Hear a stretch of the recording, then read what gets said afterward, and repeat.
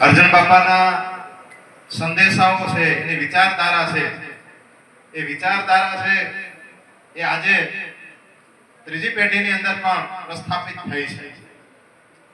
મિત્રો, ખરેખર ભારત દેશની અંદર પ્રજાલક્ષી કાર્ય, માનવતાવાદની વિચારધારા અને મનુષ્ય માત્રનો વિકાસ કઈ રીતે થાય છે, કઈ પદ્ધતિથી થાય છે, એ બાબતમાં બધા જ લોકો જે જગ્યાએ છીએ તે જગ્યાએ રહીને જો આપણે એ પ્રયત્ન કરશું તો આ રાષ્ટ્ર છે એ વિશ્વનું પ્રથમ નંબર આપણે વિશ્વ સત્તા બનવા માટે આ ભારત દેશને રોકી નહીં શકે.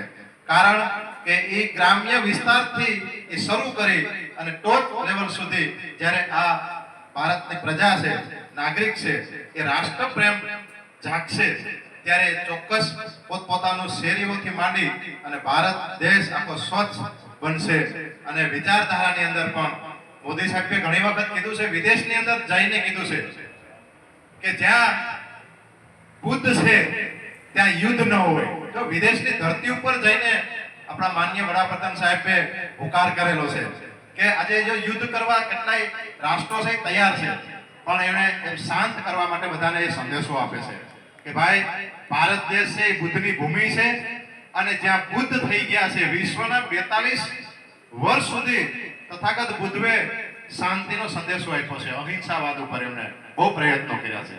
એટલે આ રાષ્ટ્રને બુદ્ધની જન્મભૂમિ ગણાવી અને એ સંદેશો આખા વિશ્વને માન્ય વડાપ્રધાન સાહેબે પણ કીધું છે. અને ખૂબ વડાપ્રધાન સાહેબનો આપણે આભાર માનવો પડે કે એમને મળવા માટે ઘણા પ્રયત્નો કરવા પડે અને ત્યારે આપણે એમને મળી શકીએ છીએ. જ્યારે એક લોજ ગામ, ગુજરાત રાજ્યનું જુનાગઢ જિલ્લો, માંગરોળ તાલુકો અને ગામ લોજ ગામ, એમને વડાપ્રધાન સાહેબે આમંત્રણ આપ્યું સામેથી કે રવિભાઈ નંદાણીયા, લોજ ગામના સરપંચ, તમે જે સ્વચ્છતા અભિયાન તમારા ગામની અંદર જે કર્યું છે એ સરાહનીય કામગીરી છે. એટલે એમનું ત્યાં એમને આમંત્રણ આપ્યું. એ આપણા માટે ખૂબ ખૂબ અભિનંદનને પાત્ર છે. અને આપણે બધા જ સ્ટાફ પરિવાર અને ટ્રસ્ટીગણ તમામ જે આ તકે પોતાનો જે સમય, કિંમતી સમય આપ્યો છે, એ બધાનો આ તકે હું આભાર વ્યક્ત કરું છું.